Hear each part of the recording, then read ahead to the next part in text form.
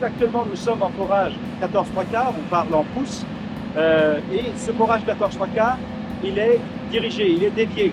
Pourquoi? Parce que lorsqu'on va mettre ici une production géothermale, on vise à avoir un puits producteur qui soit le plus éloigné du puits injecteur au niveau du réservoir, au point d'impact du réservoir. L'idée, c'est évidemment de produire une eau chaude en surface, passant à travers des échangeurs, récupérer de la chaleur et réinjecter cette eau plus froide dans le réservoir. Donc, on veut vraiment séparer ces deux points, sinon rapidement, on va produire de l'eau froide. On cherche à séparer les points.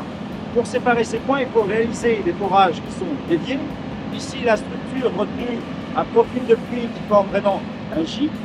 Et pour obtenir cette déviation, on utilise des outils. Et ici, on a retenu l'utilisation d'un moteur de fond. Le moteur de fond, c'est un moteur hydraulique qui fonctionne uniquement lorsqu'il y a circulation de boue.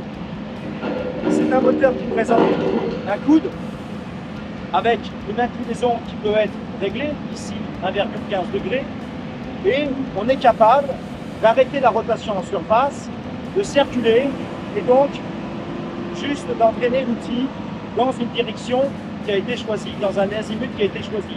Actuellement, on est à peu près à 480 mètres et on se dirige dans l'azimut 160 qui correspond au cerf de Monsieur Stahl. Donc, dans la phase de réalisation du puits producteur, on ira à l'opposé. Donc là, c'est le moteur de fond.